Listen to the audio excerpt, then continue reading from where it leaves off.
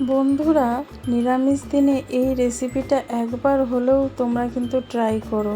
এটা থাকলে ভাতেতে আর কিচ্ছু লাগবে না, গরম ভাত এক থালা নিমিষে শেষ হয়ে যাবে। এটা একবার হলেও কিন্তু অবশ্যই ট্রাই করো। এই ভিডিওটা যদি ভালো লেগে থাকে লাইক কমেন্ট শেয়ার করবে। নতুন বন্ধু যারা দেখছো তারা আমার চ্যানেলটা সাবস্ক্রাইব করে বেল আইকনটা ক্লিক করে দিও নতুন নতুন ভিডিও দেখার জন্য। আর যারা ফেসবুক থেকে দেখছো তারা আমার পেজটা ফলো করে দিও। এখানে দেখো মুসুর ডাল আমি ভিজিয়ে রেখেছিলাম, খুব ভালোভাবে ভিজে গেছে দেখতেই পাচ্ছ। এবার আমি এখানে মিক্সিং জারের মধ্যে মুসুর ডালটা নিয়ে নেব। মুসুর ডালটা একটুখানি জল দিয়ে জাস্ট বেটে নেবো। এর মধ্যে কোনো নুন ব্যবহার করব না, কিচ্ছু দেব না, শুধু আমি একটু অল্প জল দিয়ে ডালটা ভালোভাবে বেটে নেব। দেখো এখানে পেস্টটা করে নিয়েছি, দেখতেই পাচ্ছ একদম মিহি পেস্ট। এবার মিক্সিং জারটা ধুয়ে একটু জল দিয়ে দেবো, অল্প করে একটু জল দিয়ে দিলাম, এটা সাইডে রেখে দেবো।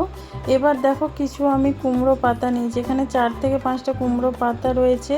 পাতাগুলো পরিষ্কার করে ধুয়ে নিয়েছি আমি। এবার দেখো এগুলো একটু মুড়ে গেছে, যেহেতু মানে রাখা ছিল প্লাস্টিকের মধ্যে, সেই জন্য পাতাগুলো একটু মুড়ে গেছে। এবার এখানে দেখো এই যে ডাঁটাটা একটু আমি ভেঙে নিচ্ছি। এই ডাঁটার কুমড়ো পাতা যেহেতু একটু শক্ত হয়, সেই জন্য এটা আস্তে করে মানে আলতো হাতে করতে হবে, বেশি গায়ে জোর দিলে পাতাটা ছিঁড়ে যাবে। কিন্তু এই যে পেছন দিকে যে একটা দেখবে সুতোর মতন উঠবে, সেটা কিন্তু তুলে দিতে হবে। দেখো তোমাদের আস্তে আস্তে করে আমি দেখাচ্ছি। এই দেখো এইভাবে তুলে নিতে হবে। এরকমভাবে প্রত্যেকটা শাকেরই আমি কিন্তু তুলে নিয়েছি। এইটারও দেখো একই রকমভাবেই কিন্তু আমি এই যে তুলে নিচ্ছি। এবার দেখো কড়াতে গরম জল বসিয়েছি, তার মধ্যে দিয়ে দিলাম পাতাগুলো দিয়ে একটু ভালো করে মানে 1 মিনিট নয় 2-3 সেকেন্ডের মতন একটু মানে গরম জলে একটু ডুবিয়ে নিতে হবে। তাতে কি হবে, কুমড়ো পাতার যে খড়খড়ে ভাবটা সেটা নষ্ট হয়ে যাবে, আর হচ্ছে পাতাগুলো রান্না করতেও কিন্তু খুব সুবিধে হবে।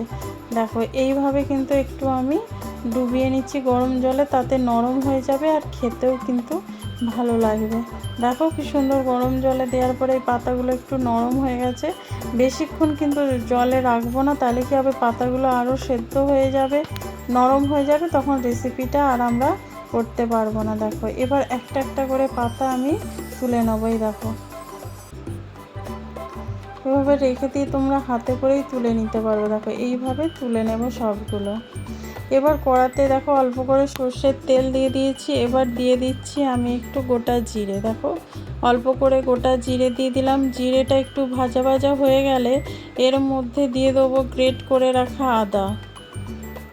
আমি এটা নিরামিষভাবে বানাচ্ছি, তোমরা চাইলে পেঁয়াজ রসুন দিয়েও কিন্তু বানাতে পারো। দেখো এখানে আদাটা দিয়ে দিলাম, আদাটা আমি একটু ভেজে নিচ্ছি জিরার সাথে। আদাটা যতক্ষণ ভাজতে হবে যাতে কাঁচা গন্ধটা চলে যায়, সেরকমভাবে আদাটা একটু ভেজে নিতে হবে। এবার দিয়ে দেবো এর মধ্যে কাঁচা লঙ্কা, কুচিয়ে রাখা কাঁচা লঙ্কা দেখো দিয়ে দিলাম। এবার দিয়ে দিচ্ছি সেদ্ধ করে রাখা আলুটা আমি আগে থেকে সেদ্ধ করে রেখেছিলাম, একটা বড় সাইজের আলু আমি সেদ্ধ করে রেখেছিলাম, সেটাই দেখো হাতের সাহায্যে ভেঙে ভেঙে এখানে দিয়ে দিচ্ছি।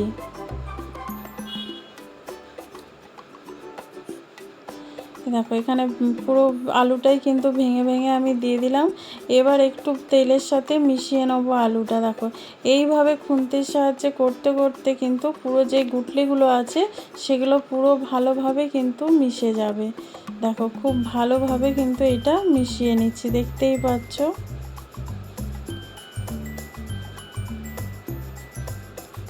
এবার এখানে কিছু গুঁড়ো মশলা দিয়ে দেবো, দিয়ে আমি আবার ভালো করে আলুটা মিশিয়ে নেব।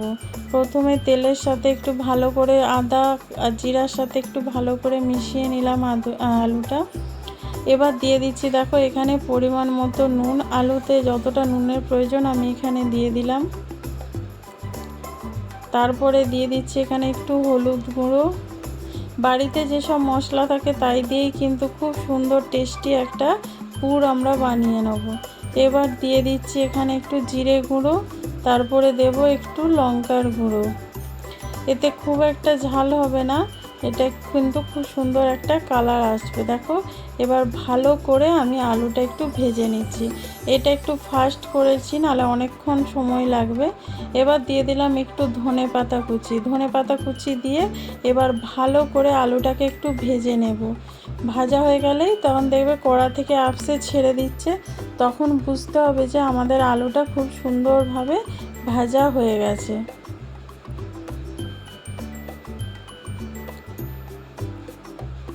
দেখো এটা আলুটা আমার খুব সুন্দর করে ভাজা হয়ে গেছে, দেখো কড়া থেকে একদম ছেড়ে দিয়েছে। এবার আমি নামিয়ে নেবো একটা প্লেটের মধ্যে। প্লেটে একটা আমি কিন্তু তুলে নিচ্ছি। এবার এখানে ডালটা যে আমার বাটা ছিল তার মধ্যে দিচ্ছি অল্প করে একটু নুন, ব্যাটারে যতটা নুন প্রয়োজন ততটা নুন দিচ্ছি।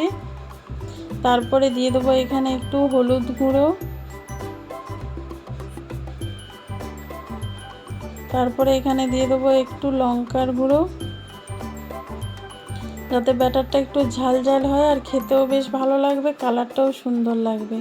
তারপরে দিয়ে দিলাম কালো জিরে হাফ চামচ। এবার দিয়ে দিচ্ছি আমি ময়দা, তোমরা চাইলে এখানে বেসনও ব্যবহার করতে পারো। আমি এখানে 1.5 চামচের মতন ময়দা ব্যবহার করলাম।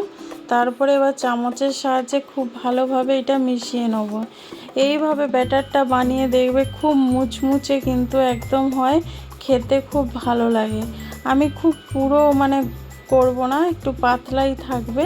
তোমরা যদি চাও খুব মোটা করে একটু পুরো করেও কিন্তু করতে পারো। দেখো এখানে ব্যাটারটা বানিয়ে আমি সাইডে রেখে দেবো। এবার এখানে একটা কুমড়ো পাতা নিয়ে নিলাম, দেখো নিয়ে এবার এর মধ্যে দিয়ে দিচ্ছি আমি একটু আলুর যে পুরটা বানিয়েছিলাম সেই মশলাওয়ালা আলুটা এখানে দিয়ে দিলাম। দিয়ে এবার হাতের সাহায্যে চেপে চেপে এটা একটু সমান করে নিতে হবে। দেখো এটা একটু সমান করে নেব। এইভাবে সমান করে দেখো দুদিকটা, তারপরে উল্টে দিচ্ছি।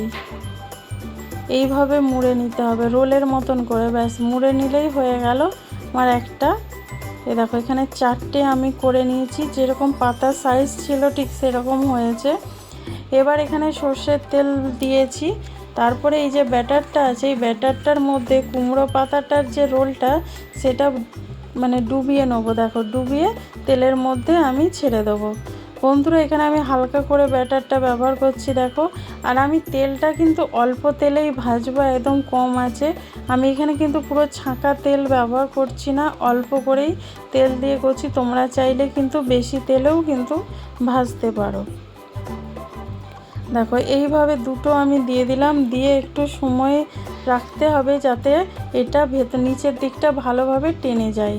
দেখো আমি একটু সাইজ করে দিচ্ছি। দেখো এক দিকটা দেখো হয়ে গেছে, অন্য দিকটা। বন্ধুরা এখানে আমার একটা মিস্টেক হয়েছে, এইটা না আমার আরেকটু হতো, একটু সময় লাগতো এটা টানার জন্য। দেখো সেই জন্য পেছনের দিকটা একটু ছেড়ে গেছে, আর এইটা খুব ভালোভাবে হয়ে গেছে। দেখো ছোটোটা যেটা, তো এইভাবে সময় ধরে একটু উল্টে পাল্টে একটু ভেজে নিতে হবে। দেখো দেখো খুব সুন্দর ভাজা হয়ে গেছে, দেখতেই পাচ্ছ। দেখো উপরে ব্যাটারটা কত সুন্দর হয়েছে, আর এত মুচমুচে খেতে লাগে, ভেতরটা সফট আর স্পাইসি, আর ওপরটা সেরকম মুচমুচে। দেখো লাল লাল করে ভাজা হয়ে গেছে, দেখতেই পাচ্ছ। এবার এটা নামিয়ে নেব। দেখো দুদিকটাই কিন্তু লাল লাল করে ভাজা হয়ে গেছে আর ফুলে গেছে কতটা, দেখতেই পাচ্ছ। এবার আমি নামিয়ে নিচ্ছি। নামিয়ে আমি আরও দুটো যে বানিয়ে রেখেছিলাম সেই দুটোও কিন্তু এখানে দিয়ে দিলাম। দেখো একই রকমভাবে দিয়ে দিলাম। এবার কিন্তু আমি একটু দেখো উল্টে নিচ্ছি এই দুটো। দেখো যেহেতু আমি কম তেলে ভেজেছি তো সেই জন্য আমার একটু এখানে এই যে ব্যাটারগুলো কড়ার গায়ে লেগে যাচ্ছে। যদি তোমরা বেশি তেলে ছাঁকা তেলে ভাজো তাহলে এই প্রবলেমটা তোমাদের আর হবে না। তো এরকমভাবেই আমি সবগুলো ভেজে নিলাম, তোমরা দেখতেই পেলে। এবার দেখো সার্ভ করে তোমাদের দেখাচ্ছি। দেখো কতটা মুচমুচে আছে, খুব গরম। একটা তোমাদের ভেঙে দেখাচ্ছি। দেখো কুমড়ো পাতাটা কত সুন্দর সেদ্ধ হয়েছে, আর ভেতরে দেখো পুরে ঠাসা, কত ভালো লাগে খেতে। বন্ধুরা তাহলে আজকের ভিডিওটা তোমাদের কেমন লাগলো প্লিজ কমেন্ট করে কিন্তু জানাতে ভুলো না।